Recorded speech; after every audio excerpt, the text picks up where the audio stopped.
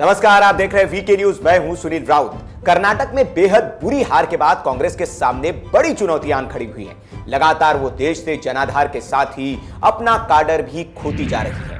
हाल ही में गोवा के 10 विधायक कांग्रेस छोड़कर बीजेपी में शामिल हो गए, जिसके बाद गोवा में कांग्रेस के केवल 5 विधायक ही बचे हैं। पश्चिम बंगाल में भी कैलाश विजयवर्गीय और मुकुल राज सूबे को कांग्रेस मुक्त करने के अभियान में जुटे हैं और हर हफ्ते एक न एक कांग्रेसी को बीजेपी में शामिल करा ही देते हैं। अध्यक्ष विहीन कांग्रेस में इन दिनों ऐसी भगदड़ मची है कि राष्ट्रीय पार्टी के सामने अस्तित्व का संकट ही आन खड़ा हो गया है। फिर भी बेफिक्र कांग्रेस नए अध्यक्ष के चुनाव में जरा भी तेजी दिखाते नहीं दिख रही है। दरअसल मंगलवार को कर्नाटक की सरकार से हाथ धोने के साथ ही कांग्रेस को एक और झटका लगा है। दक्षिण के राज्य तेलंगाना से भी कांग्रेस का लगभग सफाया हो गया है। दरअसल तेलंगाना में कांग्रेस के 12 विधायक पहले ही प्रदेश की सत्तारूढ़ पार्टी तेलंगाना राष्ट्र समिति यानी कि टीआरएस में विलय कर चुके हैं, जबकि कांग्रेस के एक और विधायक ने बीजेपी में शामिल होने का ऐलान कर दिया है, जिसके बाद राज्य की विधानसभा लगभग कांग्रेस मुक्त हो चुकी है।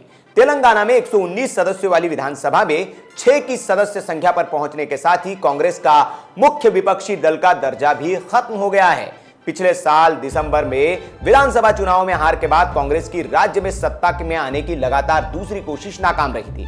कांग्रेस ने 2014 में आंध्र प्रदेश को अलग कर तेलंगाना राज्य की स्थापना की थी। उसे उम्मीद थी कि अलग राज्य का उसका दांव उसे यहां सत्ता दिलाएगा, लेकिन ऐसा हो न सका। साल 2018 के विधानसभा चुनाव में तो कांग्रेस ने तेलुगु देशम पार्टी, भारतीय कम्युनिस्ट पार्टी और तेलंगाना जनशक्ति के साथ गठबंधन भी किया था, लेकिन इतने दांव पेच के बाद भी वो सूबे में सिर्फ 19 सीटें ही जीत पाई थी, जबकि टीआरएस ने 88 सीटों पर जीत दर्ज की थी, जिसके बाद कांग्रेस यहां मुख्य विपक्षी दल थी और नेता प्रतिपक्ष का पद उसके पास था।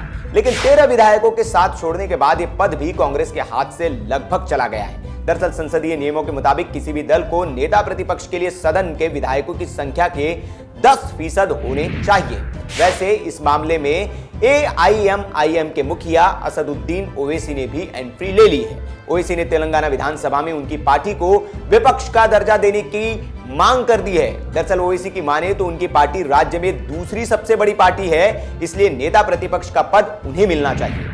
हाल के वक्त में एआईएमआईएम के विधायकों की संख्या कांग्रेस से ज्यादा है। बता दें कि तेलंगाना में विधानसभा की 119 सीटें हैं। पिछले साल हुए चुनाव में तेलंगाना राष्ट्रीय समिति को 88, कांग्रेस को 19, एआईएमआईएम को 7, तेलुगु देशम को 2, भाजपा को 1 और ऑल इंडिया फॉरवर्ड ब्लॉक को 1 और निर्दलीय विधायक को 1 सीट पर जीत मिली थी, जिनमें से कांग्रेस के 12 विधायक हाल ही में टीआरएस में शामिल हो चुके हैं और एक बीजेपी में जाने का ऐलान कर चुके हैं, जिसके बाद कांग्रेस के पास कुल जमा 6 विधायक ही बचे हैं। देश में कांग्रेस की इस दुर्गति के लिए आप किसे जिम्मेदार मानते हैं? क्या पार्टी का अध्यक्ष विहीन होना कार्यकर्ताओं और नेताओं का मनोबल तोड़ रहा है, या फिर बीजेपी सत्ता के दम पर देश को कांग्रेस मुक्त करने में जुटी है? अपनी राय आप कमेंट बॉक्स में दे सकते हैं। वीडियो अगर आपको अच्छा लगा हो तो इसे लाइक करें, शेयर करें और ऐसी ही राजनीतिक जगत से जुड़ी खबरों के लिए चैनल को सब्सक्राइब कर लीजिए, बेल आइकन भी दबा दीजिए ताकि वीडियो के नोटिफिकेशन आपको टाइम टू टाइम मिलते रहे। और देखते रहिए वीके न्यूज। शुक्रिया।